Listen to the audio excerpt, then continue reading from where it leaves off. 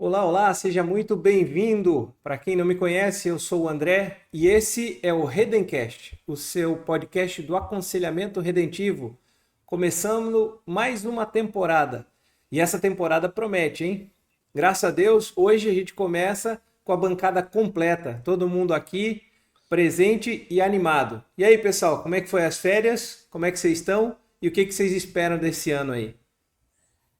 Ixi, já começou alto. Eu tô bem. Aqui quem fala é o reverendo Jonatas. E as férias foram boas, graças a Deus. Pelo menos eu pude descansar. Espero que vocês também venham descansados. Sim, essa temporada promete. E você que está nos conhecendo agora já deve se inscrever no nosso canal para acompanhar o lançamento dos nossos episódios ao longo desta nova temporada. E eu estou animado pelo que a gente vai falar hoje, então passar a bola aí para os demais. E eu espero que vocês também tenham vindo animados aí para mais uma temporada do Redencast. Olá pessoal, sou Luiz Lacerda e estou muito contente de nós estarmos de volta. Já estava sentindo falta não apenas das gravações e dos amigos, mas de poder discutir sobre esses temas tão importantes. O ano 2026 promete muita coisa e eu gostaria de convidar vocês a nos acompanhar e acompanhar o desenvolvimento dos temas desse ano, não apenas nos ouvindo, mas mandando sugestões, comentários, fazendo perguntas que nós gostamos tanto de responder no tempo que nós estamos juntos. Eu já ia soltar uma piadinha aqui. Eu dizer assim, férias? Que férias? Mas aí eu tenho que ficar quietinho porque eu tirei férias. Depende de férias de quê, né? De férias de quê? Férias de quê? Mas eu não posso ser injusto não, porque eu tirei férias também. Mas pra gente é sempre uma alegria. E eu tava pensando, né? Estamos chegando perto do episódio 60. Mas assim, o que me alegra mais não é a quantidade de episódios que gravamos, mas o tempo que estamos insistindo nisso aí. Poderíamos ter mais episódios, mas como a gente sempre brinca, 4 agendas, né, são difíceis. Mas É pela graça de mais Deus, fácil Júpiter alinhar com Saturno do que a gente achar um tempo para gravar, né? Mais fácil aprender japonês em braille. Referências. Me Já segura agora, hein? começamos Me bem. segura agora. E 4 agendas pastorais, né? O que torna tudo mais difícil. Agora eu tô me Existe sentindo, agora eu tô me sentindo, cara. existe a agenda e existe a agenda pastoral, né, reverendo? É. Reverendo André, um homem que tem Quem, orgulho de ser humilde. quem espera sempre alcança, né, cara?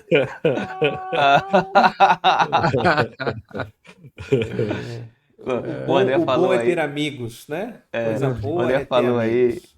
que sempre alcança. Eu lembrei da música do Renato Russo, que ele diz assim: quem acredita sempre alcança. Eu tinha um amigo que dizia assim: não, Renato Russo tá errado. É quem se humilha sempre alcança. Ele era Acho mais redentivo, hein? realista, eu acho mais realista. Por falar em É, realista, realidade e essa temporada promete, vamos começar de boa? Vamos Ah, começar vamos. tranquilo? Começar tranquilo. A psicologia realmente entende o ser humano? Esse é o nosso tema. Esse é o tema para dar com o pé na porta de 2026. Aqui a gente não aquece os motores, né? A gente sai derrapando da garagem. E Tá fundindo os certo. motores, pelo jeito, né? Para você que nos assiste, eu queria dizer uma coisa sobre esse tema. Não tem um aqui que já não deu aula de antropologia, ou em Tem algum sim. curso, ou em alguma igreja. Não. Como disse o Rodrigo nos bastidores, o melhorzinho baba, ou seja, o cara que ainda não deu aula já escreveu o curso. Então, você está muito bem servido em ouvir esse tema de 4 professores de antropologia bíblica que lecionam da perspectiva do aconselhamento redentivo. E, se eu fosse você, escreveria sua pergunta, deixaria registrado, porque a hora de expandir isso é agora. Tudo isso para fugir à resposta, né? se a E teve psicologia... pergunta?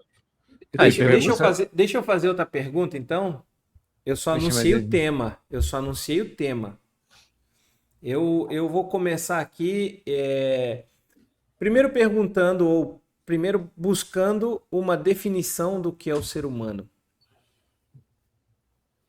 Vamos lá, vamos começar por aí. E Só tem menino bom. Quando a gente fala de ser humano, é uma pergunta bem ampla, mas quando nós fazemos essa pergunta, nós estamos falando de algo mais específico, né? Da perspectiva que nós tratamos é o que Deus diz que nós somos. Porque veja, nada mais importante do que para nós entender o que Deus fez em nós e o que Deus espera de nós como seres humanos. Porque veja, dependendo do contexto ou da matéria que você estiver estudando, essa resposta pode ter várias conotações, né?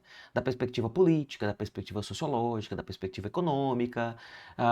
E quando nós falamos o que é o ser humano, da perspectiva cristã, a gente tem que fazer definição entre aquilo que é funcional e daquilo que é essencial. Essencialmente, nós somos imagem e semelhança de Deus. Ou seja, não tem nada mais essencial que a Bíblia diz sobre nós, que nós somos parecidos com o Senhor, porque Ele nos fez assim. Plantas não são imagem e semelhança de Deus, animais não são imagem e semelhança de Deus, os montes, por mais belos, e os céus que declaram a glória de Deus não são imagem e semelhança de Deus, mas seres humanos são. E é por isso que essa é a definição essencial. Agora, a definição funcional é que esses seres humanos, que são imagem e semelhança de Deus, eles podem funcionar ou agir de maneiras diferentes. Por exemplo, esses seres humanos que são imagem e semelhança de Deus, o próprio Deus disse, macho e fêmea os criou. Então, eles são homens e mulheres. Logo mais essencial do que a nossa sexualidade é a nossa identidade como semelhantes ao Senhor. Esses homens e mulheres são maridos e esposas, filhos e pais, são profissionais. E dependendo do contexto em que se aplica, eles precisam expressar tanto essa imagem e semelhança de Deus, mas também essa nova imagem e semelhança de Deus que está sendo criada através da obra de Jesus. quer ir, Rodrigo? Não, pode ir, chefe. Eu acho que a gente vai demorar um tempo na definição, porque um dos problemas da atitude moderna em relação a perguntas profundas é desejar respostas rasas. Então a gente quer uma resposta simplista, né? Ou que a gente já presuma que determinadas palavras resumam conteúdos maiores.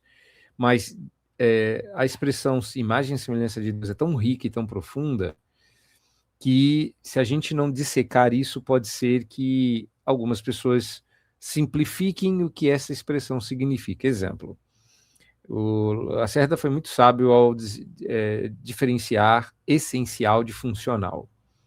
Então a pergunta é o que é essencial à natureza humana, que faz do ser humano tão humano que, se retirado, ele deixa de ser. Bom, semelhança e imagem de Deus significa que nós somos seres análogos a Deus. Então a analogia divina é essencial no ser humano. Perdida a analogia divina, nós somos menos humanos, ainda que só conceitualmente. Então, quando a gente perde, por exemplo, a perspectiva de que somos a imagem do Criador, qualquer outra perspectiva que espelhe a nossa imagem será menor. Então, essa pode ser, por exemplo, uma explicação pela qual o ser humano está se tornando cada vez mais animalesco. Ele perdeu a referência no Senhor. E ele não se vê como analogia, ele se vê como detentor da imagem que projeta. Eu sou a imagem que eu detenho. E nós somos como espelhos. Se Deus não estiver na nossa frente, nós perdemos a nossa identidade. Então, uma das coisas curiosas sobre analogia é que, quando a gente deseja ser mais a gente mesmo, como, por exemplo, muito do evangelicalismo moderno promete equivocadamente que Jesus Cristo, Deus, o poder do Espírito Santo e até mesmo as orientações bíblicas fazem de você uma versão melhor de você mesmo, eles estão prometendo ensimesmamento. Não sei nem se existe essa palavra. Mas o que a Escritura promete é o abandonar dessa imagem deformada pelo pecado e o renovar dessa imagem na pessoa do novo Adão. E a gente pensa, se abrirmos mão da nossa identidade, deixaremos de ser nós mesmos, quando a antropologia bíblica diz que quanto mais próximo da imagem de Cristo você estiver, mais você será, na justa proporção em que você morrerá para si mesmo. Então, esse paradoxo cristão redentivo devolve a nossa identidade, o que só é possível pela analogia divina. Nós somos análogos a Deus. Nós não temos referência em nós mesmos. Nós somos, essencialmente, ativamente redentivos. Faz parte do ser humano espelhar o Criador e tentar consertar aquilo que está errado. Mas antes disso, nós somos receptivamente criativos. Então, eu vou deixar esses 3 sobre a mesa. Análogos, receptivamente criativos e ativamente redentivos. Todas essas características, elas são positivas ou negativas a depender da condição em que você coloca o ser humano. Se em pecado, negativas; se redimidas, positivas. Receptivamente criativo significa que você não é criador. Criador é Deus, mas você é criativo. Assim como a gente não é redentor, mas a gente é redentivo. E receptivamente criativo significa que você não cria as coisas do nada. O Criador cria as coisas do nada. Mas a gente, uma vez recebendo, a gente pode criar em cima. A gente pode improvisar em cima daquilo que recebeu. E nós temos muita criatividade, que é uma característica do Criador. Então, quando ele compartilha essa característica conosco, faz do ser humano uma pessoa como ela é. Somos análogos e, portanto, receptivamente criativos. Assim como Deus, que foi ativamente redentivo, na verdade, no nosso caso, ele foi ativamente redentor, nós somos ativamente redentivos. Não conseguimos ver algo errado e não nos mover para consertar. Nota de rodapé: explorar isso poderia dar uma nova visão do TOC, que a psicologia chama de transtorno obsessivo compulsivo, que é a nossa quase que visceral natureza de, ao ver alguma coisa fora do lugar, tentar consertar. Ou Adão era ativamente redentivo e resolveu costurar cintas de folha para si, ou ele tinha toque e não conseguiu ver algo errado e resolveu consertar. É claro que o toque é uma exacerbação pecaminosa, mas se fosse para fazer um breve resumo, eu resumiria assim, porque eu gosto quando o reverendo Vadislau respondia de bate-pronto. Quem é o ser humano? O ser humano é um ser tel-referente, análogo a Deus, ativamente redentivo, receptivamente criativo. Uma pequena aplicação disso que foi dito é que, diferentemente do que é dito tanto pela nossa cultura quanto pelas linhas psicológicas, é que identidade ela não é criada ou forjada, identidade é recebida.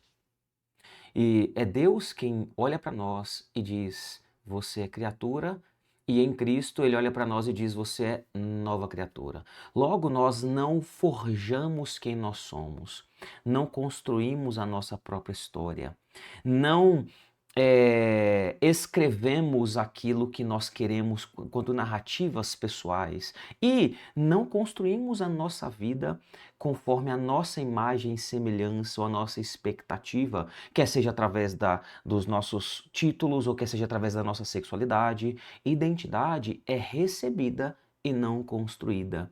É Deus quem diz quem somos, teo referência a Ele, e em Cristo redimidos, e não nós que podemos olhar para nosso corpo, olhar para as nossas vontades, olhar para os nossos desejos e dizer: sou isso ou aquilo. Logo, as grandes discussões que nós temos hoje e que são propostas pelas linhas psicológicas, que vão dizer que você pode se definir, você pode olhar para si mesmo de maneiras específicas conforme seus desejos sexuais ou não, elas estão equivocadas. É Deus quem olha para nós e diz: você é.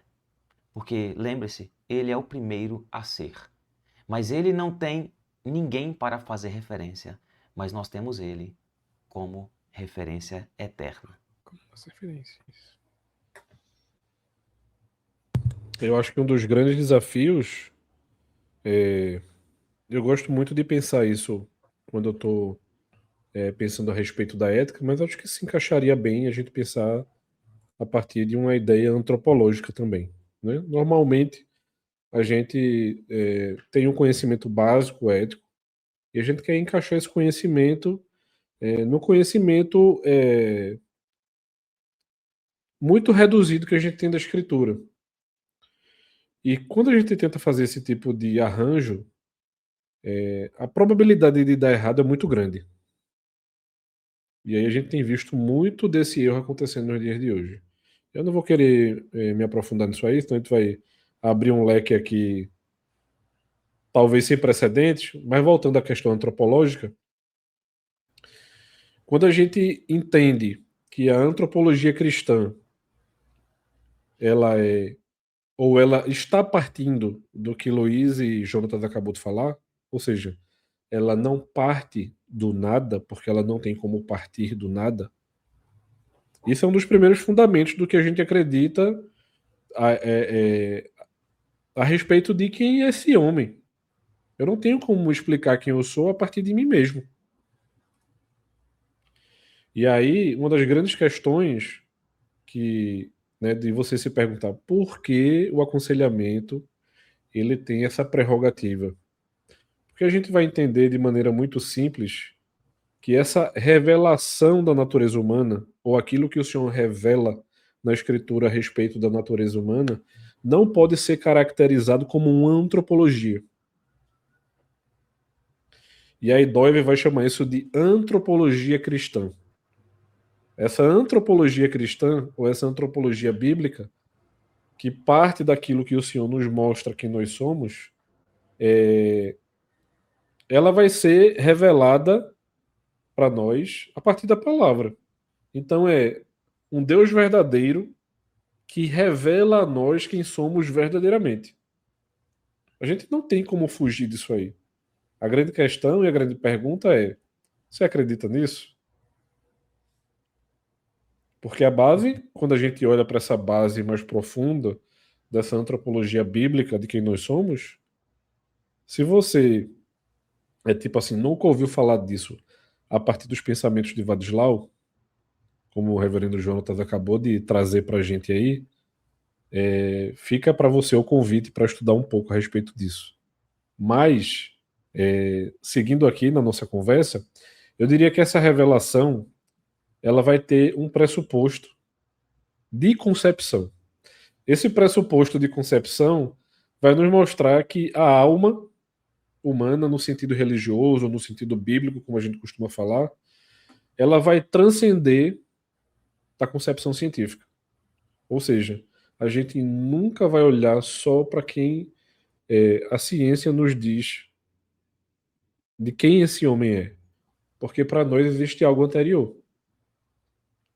É por isso que nós somos teorreferentes e somos criados de maneira redentiva e nós não temos nenhum poder a respeito dessa autocriação, porque isso não existe para nós. Então, quando a gente entende que biblicamente essa estrutura ela está corandeu perante o Senhor, a gente não tem como fugir disso aí. Então, base montada, André. Aí a grande pergunta é: qual é a próxima pergunta? Rapaz, eu ia expandir, eu ia responder a tua pergunta quando você disse, você crê nisso? Eu ia dizer, o problema é seu se você não crê, porque a verdade que procede de Deus, e crendo ou não, ela continua sendo verdade, né? Então, mas não é essa pergunta que eu vou fazer agora. Ainda nessa questão de conceito, eu queria que a gente rapidamente conceituasse psicologia, porque se a gente vai. A nossa pergunta inicial foi: a psicologia consegue compreender o homem? Eu acho que é importante a gente falar para os ouvintes de psicologia. Quando a gente fala psicologia, o que a gente está se referindo? Vocês notaram bem? A minha fala anterior foi as linhas psicológicas. Porque geralmente a gente fala psicologia como sendo um grande conceito unânime, quando na verdade não existe essa unanimidade.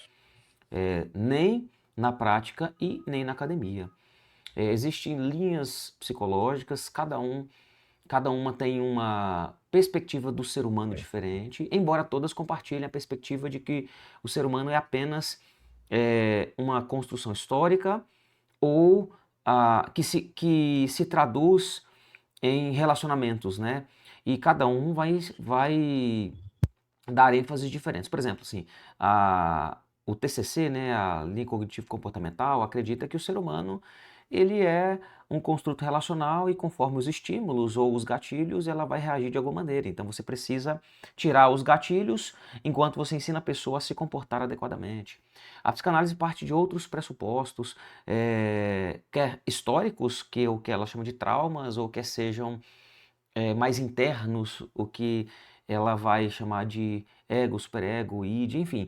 O meu ponto aqui é mostrar para vocês que cada linha psicológica ela tem o mesmo pressuposto que vai dizer não existe realidade espiritual, logo o ser humano ou é só fisiologia e laços relacionais, ou ele é uma grande massa subjetiva e que precisa olhar para dentro de si. Então, olha só, elas divergem quanto à concepção do que é o ser humano, logo elas vão divergir quanto ao seu diagnóstico do problema do ser humano e potencialmente divergirão quanto à conduta do que fazer em relação ao problema do ser humano. E como não há unanimidade, é a mesma coisa que afirmar que não existe verdade absoluta dentro daquilo que nós chamamos de psicologia. Porque não existe a psicologia, mas as psicologias. E se nem elas concordam entre si quanto ao que é o ser humano, quanto ao que é o problema do ser humano e quanto ao que é a maneira de ajudar o ser humano, por que nós deveríamos concordar com elas, sendo que nós temos uma verdade bíblica, absoluta, precisa e redentora? Na verdade, nem daria para concordar com ela se a gente quisesse.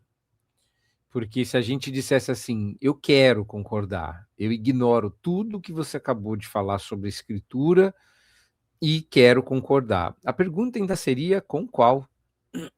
Porque a noção dos pais fundadores da psicologia não é a mesma dos pósteros desenvolvedores.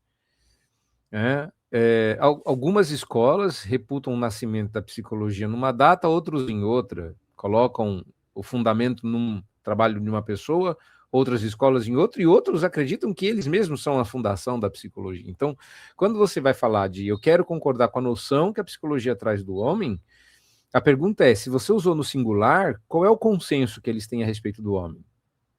E aí, quando você vai para o consenso, ele inexiste. Então, as pessoas descansam da briga ao escolher uma linha. E essa linha vai dizer o que é o homem. Mas isso não quer dizer que exista consenso na psicologia como ciência. O que existe é uma linha que determina como é esse homem e como esse homem deve ser tratado. Mas mudou de linha, mudou de antropologia. Então, mesmo que alguém diga assim, eu quero concordar, a pergunta ainda é com qual?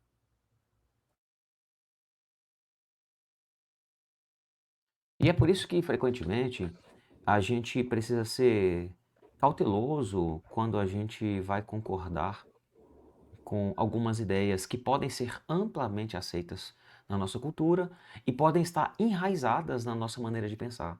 Porém, ser cristão é nós termos a nossa maneira de pensar constantemente sendo reformada. Não nos conformando com este século, como vai dizer Paulo no famoso texto de Romanos 12, mas sendo transformados pela renovação da nossa mente. E, meus irmãos, isso significa que muitos dos conceitos, não apenas relacionados ao assunto de hoje, mas muitos dos conceitos que nós estamos acostumados a afirmar como sendo ponto pacífico, na verdade, são maneiras de nos seduzir e de nos cegar para a verdade do Senhor, acerca de nós mesmos, que é o parte do assunto de hoje, mas principalmente acerca da realidade e acerca do Senhor, acerca de Deus. E olha como isso é perigoso. É por isso que os cristãos, eles deveriam se debruçar nas escrituras, serem bereanos, ao invés de aceitar os modismos seculares, como frequentemente fazem. E isso serve tanto para nós que estamos aqui, que somos pastores, mas também serve para todos os crentes. Nós também somos parte do problema. Nós não estamos nos colocando numa posição de conforto, dizendo assim, não, nós temos a clareza de tudo, somos melhores do que todos. Não, na verdade não, é o contrário. Nós precisamos ter cautela. A igreja precisa. Você está falando, e o que já foi falado agora,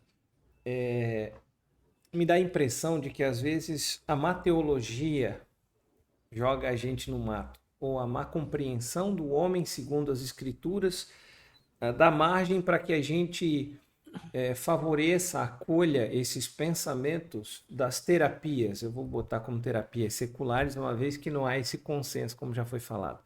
Por exemplo, quando a discussão teológica acerca de dicotomia, tricotomia, né? Há uma ampla discussão se a escritura fala de dicotomia, se a escritura apresenta o homem como tricotomia, quando na verdade a gente entende que isso não é a constituição do homem. O homem é um ser integral, indivisível, né? Ele é um simples plural, né? Ele tem perspectivas, mas não divisões. Mas quando a gente admite, vamos supor, a dicotomia, eu dou margem para abrigar talvez esses pensamentos científicos, dizendo, bom, a parte então da alma espiritual, ou a psique, ou qualquer tema que se aplique, então, deve ser tratado de outra forma e que não a ciência do corpo, que trata o físico. Embora a psicologia ou as terapias tentem integrar e façam divisão ao mesmo tempo.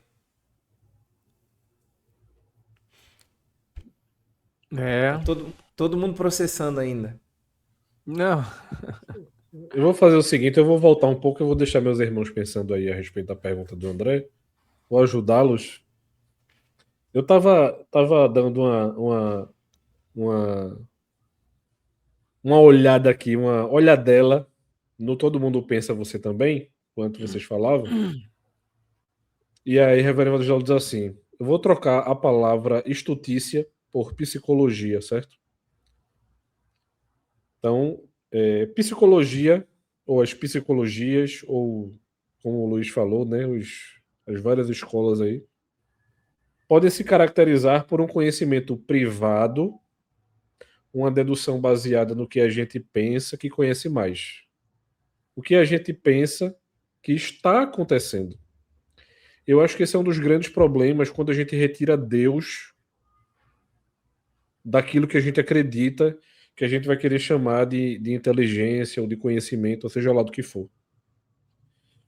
E aí ele segue dizendo o seguinte: a estutícia, ou a psicologia, é uma recusa natural decaída para aprender a verdade.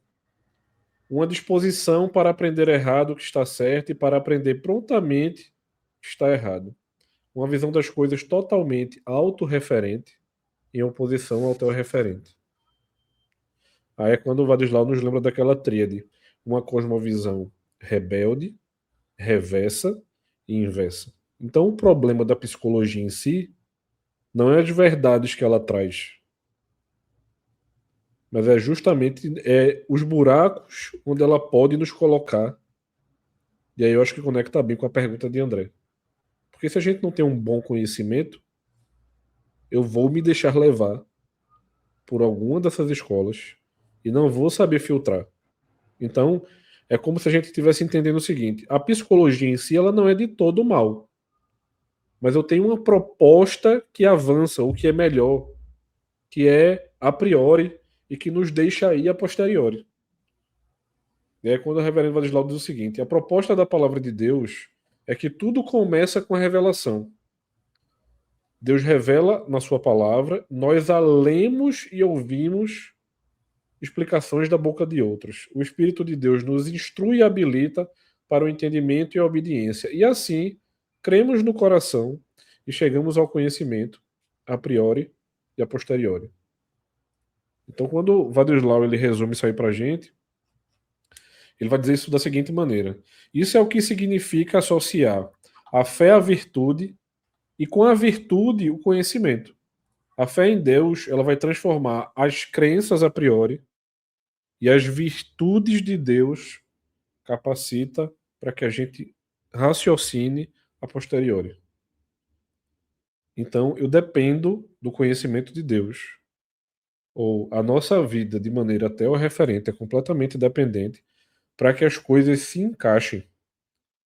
Então, muita gente acha que a gente, digamos assim, bate aleatoriamente na psicologia porque a gente é completamente discordante. E muita gente que não entende o que a gente está conversando aqui vai querer taxar a gente de querer fundir psicologia e aconselhamento. Como se a gente estivesse fazendo uma tentativa de integracionismo. Quando, na verdade, a gente não estava fazendo isso. É porque a primeira reação das pessoas, quando pensam em aconselhamento bíblico, é seguir uma proposta de inimizade com a psicologia e espera-se que a gente demonize a psicologia. Como é que eu faço para reconhecer esse tipo de proposta inimiga, né? Ou de inimizade?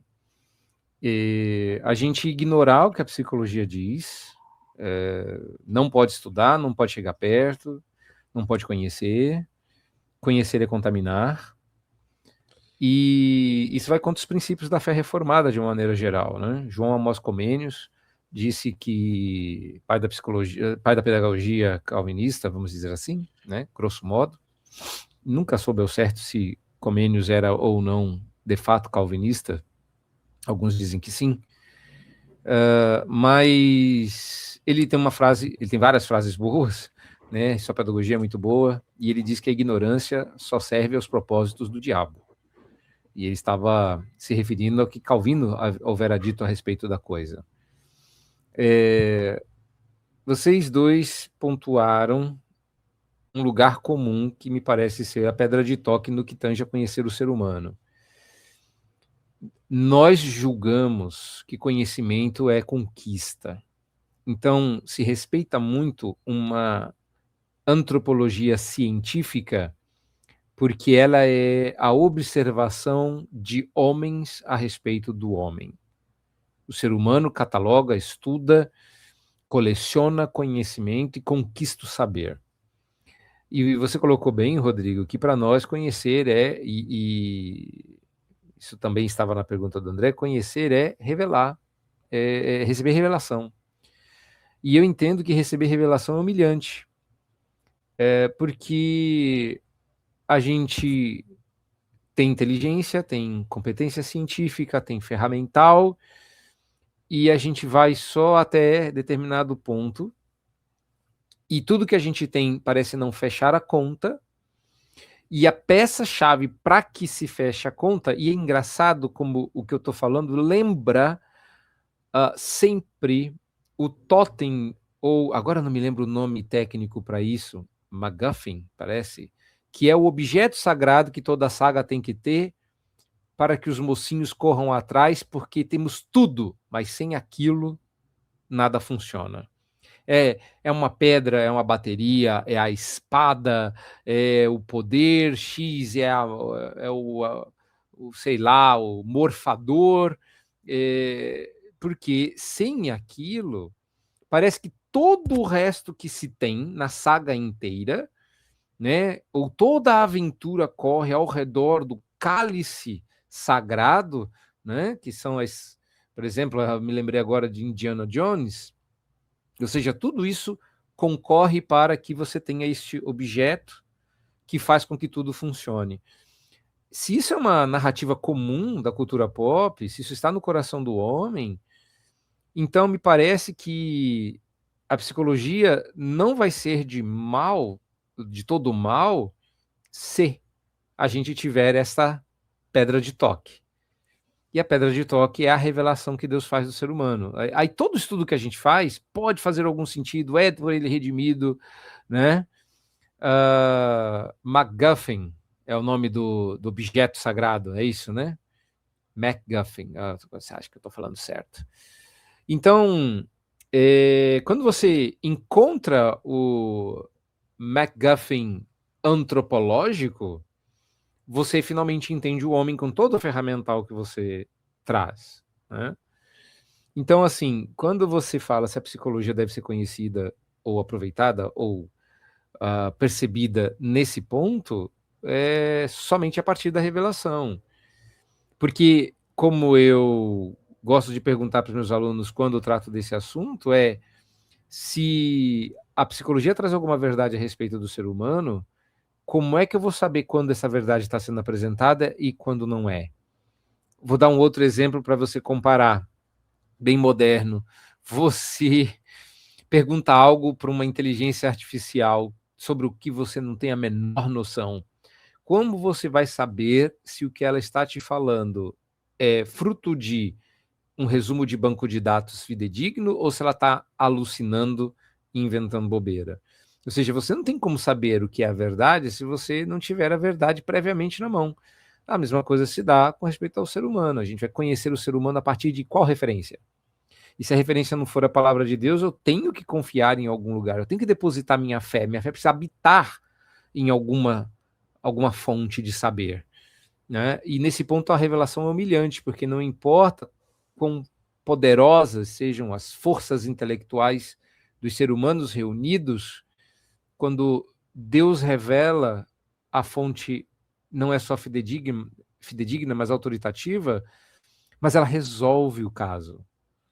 Então, aquele tal negócio, psicologia só é uma ferramenta útil quando você não depende dela. Se você passa a depender, ela torna-se inútil. Uai. Né? É curioso isso, né? É meio é paradoxal, mas no final é isso. Não quero fazer, não sei, fazendo referências demais à cultura pop, preciso me segurar. Mas eu não acho... Ainda bem que o cenário não está fazendo as referências. É a seguinte, 2 franquias este ano captarão a minha atenção de maneira especial. Muitos anos tem muitos bons filmes. Mas no mesmo ano em que se promete Mortal Kombat e He-Man, é muito para um coração quarentão. Me ajuda, né? Mas eu não concordo com o desfecho da série animada de He-Man. Por outro lado, a perspectiva filosófica não é ruim. A espada sempre foi um canalizador, o poder já estava lá antes, então a espada só faz bem para quem tem o poder antes dela.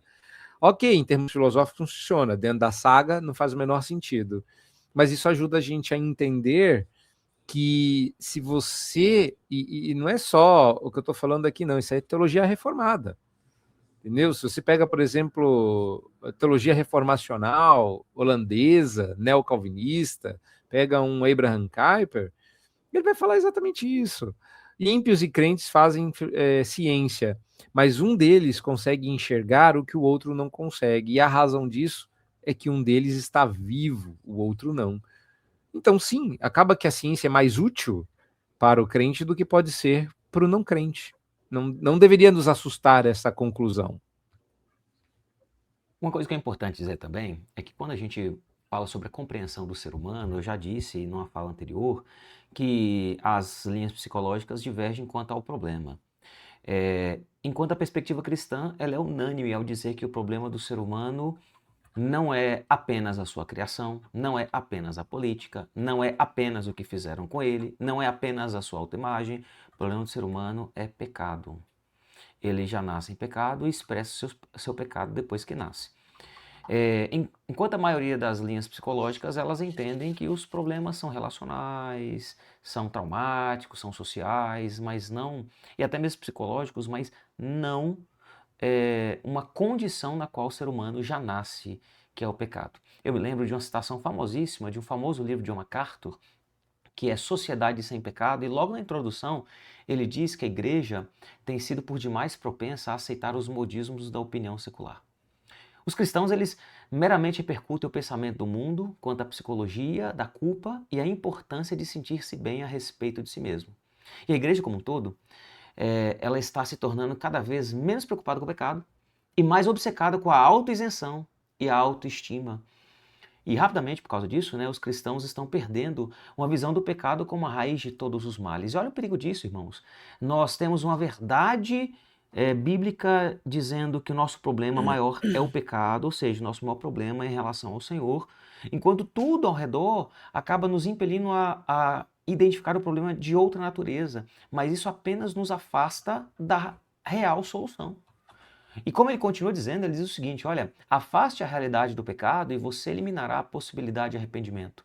Anule a doutrina da corrupção humana e você invalidará o plano de salvação. Apague a noção de culpa pessoal e você eliminará a necessidade de um salvador. Destrua a consciência humana e você levantará uma geração imoral e irredimível. Ou seja, em outras palavras, ele está dizendo, quanto mais afastado da verdade bíblica, quanto ao real problema nós estamos, mais afastado nós estamos também da real solução e redenção. Qual que é o nome do profeta? Qual é o livro da profecia? Sociedade Sem Pecado, do John MacArthur. Cara, é incrível, indicação para todo crente, principalmente aqueles que querem lidar com realidade, mas também com esperança. Porque, irmãos, presta atenção. Se as linhas psicológicas estiverem corretas quanto à abordagem, ou seja, quanto ao que fazer relacionado ao problema, nós estamos perdidos, não há esperança para nós. Porém, se a Bíblia estiver correta quanto ao problema e quanto ao que é necessário ser feito, nós temos não apenas esperança nessa vida, mas na do porvir. Eu acho muito bacana quando um livro trabalha com fidelidade bíblica, que ele, quanto mais próximo disso, mais atemporal, né? Quanta coisa que ele falou lá atrás que a gente está vendo hoje, né? Então, esse livro tem décadas, né, de lançamento e ainda está atual.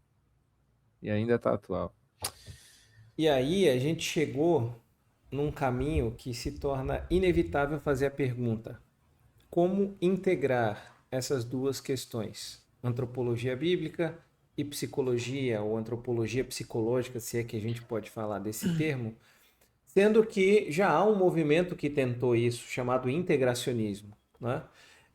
Então, o que falar acerca do integracionismo? Ou como o integracionismo tenta fazer essa junção?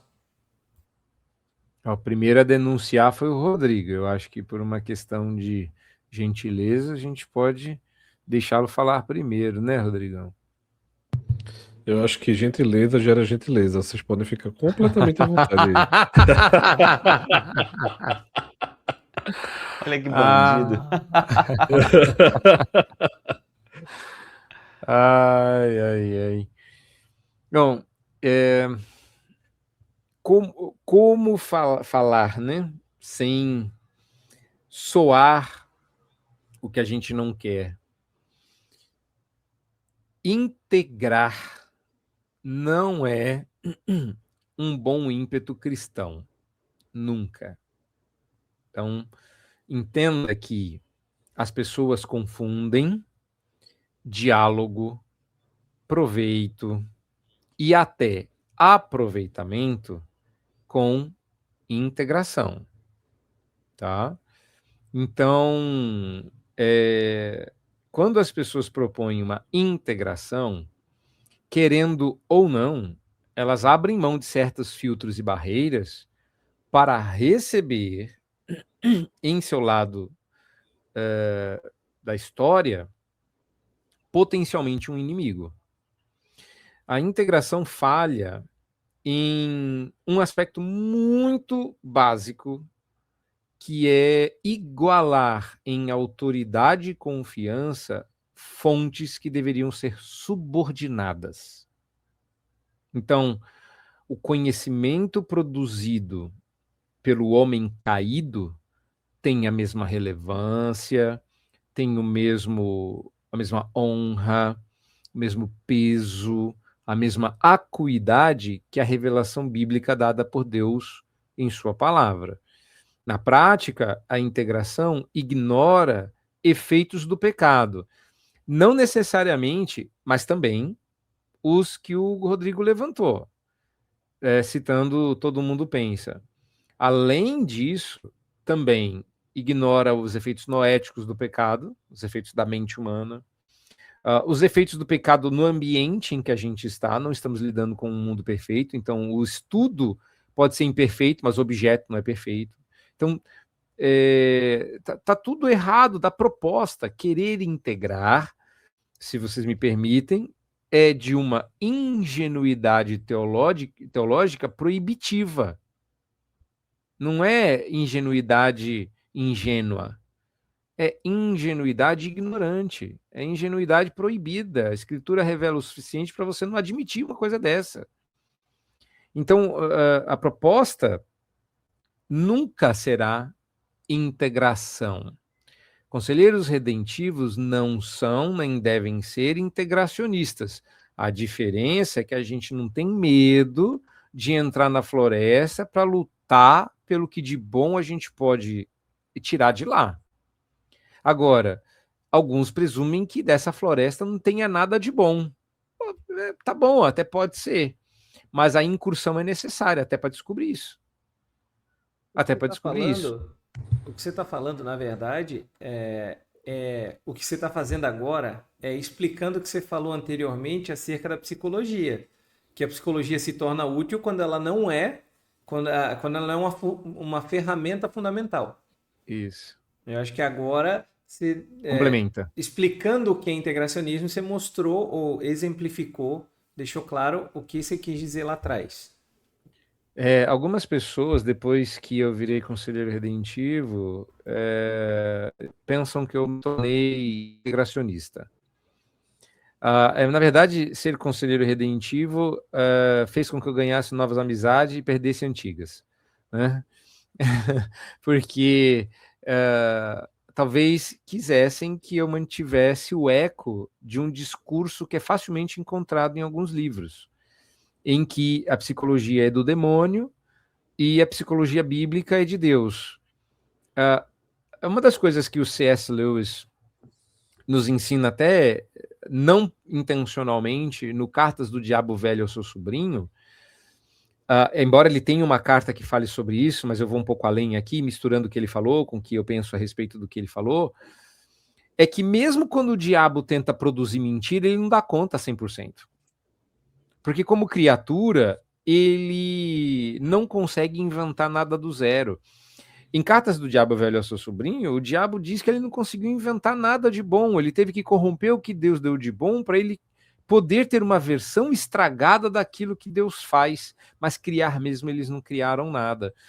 Então entenda, ainda que a psicologia fosse de fato, como estão dizendo, do diabo, uma hora esse infeliz ia acabar acertando de tanto que ele desejasse errar.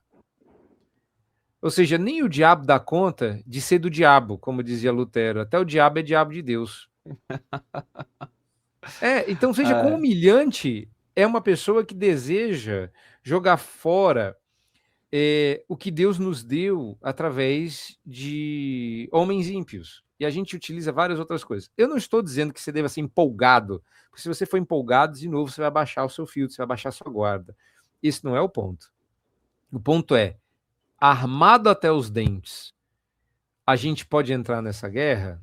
Eu entendo que se a gente entra em qualquer guerra, e não é só no campo da psicologia, mas em outros campos do saber humano, qualquer que seja a guerra que a gente entre armado até os dentes com a armadura de Deus, a gente já ganhou.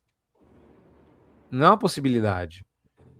Então, integrar jamais. Agora, como eu usei a metáfora da guerra, e você entra armado, qual que é o objetivo de você entrar armado numa guerra? Não é só se defender.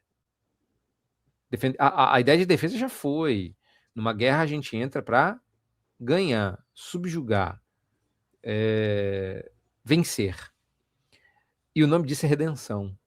Porque quando o Senhor Jesus entrou no campo inimigo, ele não entrou para simplesmente, e qualquer coisa que você coloque depois é demérito. Para simplesmente fazer isso, simplesmente fazer aquilo. Simplesmente não salvar. Não. ele humilhou o inimigo, ele derrotou a morte, o seu principal aguilhão, derrotou os planos do seu principal arquiteto, ele sequestrou e retirou os reféns que ele mantinha como moeda de troca, ou seja, não está sobrando nada para esse derrotado. Então, redimir não é aproveitar o que tem de bom. Redimir é estabelecer o senhorio de Cristo e discernir como cada coisa deve ser. O que é errado, o que é certo, como o certo deveria ser certo, se servindo a Deus. Não é um trabalho fácil de ser feito. O problema é que a gente, de novo, quer respostas simplistas para um troço que é naturalmente complicado. E não é só naturalmente complicado na área da psicologia. É naturalmente complicado em qualquer área, se você quiser levar a sério o estudo em qualquer das áreas do saber humano. O pecado não está só na psicologia, o pecado está em todo canto. Então, integrar jamais. Então, dito isso, passo a bola. Quem quiser cortar. Uma coisa que foi dita, eu acho importante enfatizar. Porque, veja, se ao integrar eu vou perder pelo menos parte da verdade, porque, veja bem, se a gente entende que quando eu integro elementos que podem conter ideias falsas com a plena verdade, quem sai perdendo não é os elementos que tem, não é a parte que tem elementos de falsas ideias. Quem sai perdendo é sempre a verdade. E, na melhor das hipóteses, ainda que nós perdêssemos apenas uma pequena parte da verdade nessa integração, essa verdade é a verdade de Deus. Nós não deveríamos sequer cogitar a possibilidade de perdê-la. É revelação do nosso Senhor para nós. É a verdade que traz vida, que traz libertação. E mais, essa verdade como um todo, de uma perspectiva cristocêntrica, é acerca do nosso Redentor Jesus. Nós estamos perdendo perspectivas sobre a pessoa mais importante da nossa vida. Nós jamais deveríamos querer isso. Jamais deveríamos negociar com isso. Jamais Cada deveríamos... pepita é preciosa, né? Cada pepita é preciosa. E quando a gente para pensar por essa perspectiva, não é que nós nos tornamos mais radicais, mas é que nós nos tornamos prontos para então nos aproximar das outras ideias, para avaliá-las. Porque qualquer coisa que nós fizermos antes disso, a gente vai perder parte de quem Jesus é para nós. Agora, quando nós estabelecemos essa verdade, esse ponto de partida, aí sim nós podemos nos aproximar dos momentos de verdade que essas linhas psicológicas têm, para poder colocá-las no seu devido lugar, submetidas ao poder redentor de Jesus Cristo. Eu brinquei lá no início da pergunta, mas eu vou confessar, eu gosto muito quando o reverendo Jonatas fala sobre integracionismo. E não é eu querendo fugir do tema não, mas é porque a gente precisa entender, enquanto ele falava, eu lembrei do seguinte: a matemática, ela é matemática de Deus. E quando a gente pensa qualquer área de saber, ela é do Senhor. Então, se a Escritura fala melhor a respeito de nós, por que eu me subjugar à psicologia? E fica parecendo que a gente está querendo dizer assim, mas ela não serve para nada. E a gente sabe que tem gente falando isso. E eu acho que ela tem serventia, certo? Mas é tal qual o reverendo Jonatas falou. Eu não vou colocar ela no mesmo pé de igualdade da escritura. Eu não vou dizer que a antropologia bíblica é a mesma antropologia que a gente vai enxergar na psicologia. A gente não vai cometer esse erro. A gente não vai tentar integrar isso aí. Eu não vou trazer minha ética e tentar encaixar na Bíblia. Isso vai dar errado. Então eu não vou pegar uma antropologia que não é bíblica e tentar encaixar na escritura. Vai dar errado da mesma maneira. Então, assim, Luiz falou uma coisa magistral agora. Se eu sei de onde vem o melhor, por que eu vou tentar mostrar para os outros simplesmente porque vem da Bíblia, ou porque eu vou me esconder em alguma outra coisa que pode até não ser a psicologia? Pode ser uma outra área do saber, pode ser a antropologia pura, digamos assim, como área do saber, que não depende diretamente da psicologia. Então, assim, para mim, essa questão prévia, para mim, esse conhecimento prévio, ele é uma das coisas mais importantes que a gente tem. Então, esse conhecimento que o Senhor nos dá de quem nós somos, porque foi Ele que nos criou, não é só bonito, não é só porque explica, é porque o Senhor realmente tem nos dado, como a gente falou lá atrás, né, essa capacidade de saber que vem dele, que ele nos explica, e que eu não preciso ter medo de dizer assim, ó, a antropologia bíblica ela é mais robusta, a nossa visão de mundo ela é mais robusta, independente seja da psicologia, de qualquer outra área do saber. E a gente não vai ter medo de falar isso. E a gente não vai querer integrar. Mas a gente também não tem medo, como o reverendo Jotas falou, por mais trabalho que nos dê, de decidir estudar qualquer uma dessas áreas. Não é só psicologia. Pode ser que a gente decida estudar alguma outra coisa, por exemplo. Mas assim, pensando aqui, né? Chegando nos finalmente, digamos assim, esse tipo de pensamento, eu diria que é um pensamento pobre. Porque às vezes a gente quer simplesmente se justificar para o outro. E tipo assim, não é uma perspectiva só de querer arrumar a briga. Mas quando a gente decide ir para a linha de frente, é dizer assim, ó, isso aqui é melhor. E eu vou mostrar a você que ele vai ocupar o verdadeiro espaço. Porque é que nem o Reverendo Jonas falou, quando eu tô com a arma na mão, não é só uma questão de eu querer derrubar você. Mas é uma questão de as verdadeiras coisas ocuparão os seus verdadeiros espaços, independente se as pessoas vão acreditar ou não. Então a gente não tem esse medo de falar isso. E nem tem medo de acreditar nisso também. Mesmo que, por exemplo, as pessoas do aconselhamento bíblico vai dizer assim, vocês estão errados, a gente vai comprar a briga. A gente, na verdade, compra a Isso. briga com qualquer um que não esteja de acordo com a palavra de Deus, né? E isso, então, esse não ter medo que o Rodrigo está trazendo aí, eu queria caminhar para o fim, nos deixa numa posição de não ter medo de dizer que o aconselhamento bíblico ele é mais efetivo, ele é mais assertivo, ele é mais completo e produtivo do que as ciências, como o reverendo Lacerda trouxe, ou terapias seculares ou qualquer outro termo? Ah, não tenha dúvidas. Eu acho que qualquer um de nós pode ter até vergonha de dizer, mas vamos ser sinceros, não tem ferramenta mais eficaz e eficiente. O erro está em não saber o potencial do que se tem e ir buscar adendo fora. A busca por estudar e dialogar com as áreas do saber não é na necessidade de complementar um conhecimento deficitário dentro do cristianismo, porque a Bíblia é limitada ou milita numa área que não é a mesma da psicologia, por exemplo. Não. É no sentido de ver até perspectivas e contribuições, porque eles estavam estudando algo que a gente está chegando agora para estudar. Ok.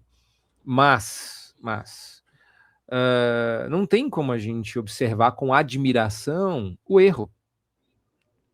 Então, quando a gente interage para diálogo, informar ou confirmar, mas aprender da palavra de Deus. Resultado final, e não é só no que eu creio, mas no que a experiência de conselheiros bíblicos também assim demonstram, é que é muito mais eficaz. Eu acho que o problema está, e aí a crítica é um pouco mais ácida, vamos dizer assim, é o camarada não ser hábil, porque esse é mandamento bíblico, né, que a gente deve ser hábil manuseador da palavra de Deus, ele não ser hábil manipulador da palavra de Deus, ele não sabe usar essa ferramenta, mas ele se prepara e se aprofunda no manuseio de outras ferramentas fora da Bíblia e julga que essas ferramentas são ruins porque ele não as dominava bem. Então, assim, eu não consigo resistir ao impulso de responder a essa pergunta final com um grandíssimo sim. Como assim? É autoevidente que a proposta de terapia cristã bíblica, vamos, né, usar uma linguagem que as pessoas se sintam desconfortáveis em ouvir, seja muito mais eficaz, isso aí não tenha dúvida. E ela não depende nem necessita da psicologia, dialoga com ela, pode até usar como se fosse uma lateralidade, mas isso não é uma dependência. A dependência nossa está na palavra de Deus. Então, sim, eu acredito que o aconselhamento bíblico tem para oferecer em termos de entendimento do homem gera uma abordagem muito mais eficaz do que as outras propostas. É a minha opinião. Vou jogar o peão na mesa, né? Não sei se é o que os demais da bancada pensam. O que eu acho importante da gente falar, né, já que a gente está caminhando para o encerramento, é o que ambas perspectivas propõem e promovem. De um lado, temos as teorias seculares que vão dizer: queremos que você se sinta melhor, queremos que você se sinta bem, queremos que você seja a melhor versão de si mesmo, queremos que você supere seus limites, queremos que você não dê mais trabalhos relacionais, queremos que você seja melhor que você pode ser. Mas do outro nós temos as Escrituras nos dizendo: queremos que você seja como Jesus. Eu abro mão de me sentir bem comigo mesmo, se isso me deixa mais parecido com o meu Redentor. E é isso que tive no coração daqueles que temem ao Senhor. A maior alegria, o maior bem-estar, não é estar bem. Ninguém está bem estando mal com Deus. A maior alegria, o maior bem-estar está em nós sermos parecidos com Jesus. Porque é isso que nos é prometido. No fim das contas, as teorias psicológicas elas são limitadas porque elas não nos aproximam do alvo final da nossa vida. Quando Jesus voltar, Ele não apenas nos fazer sentir melhor, Ele vai nos aperfeiçoar a imagem dEle. Ele vai completar a obra que Ele já iniciou.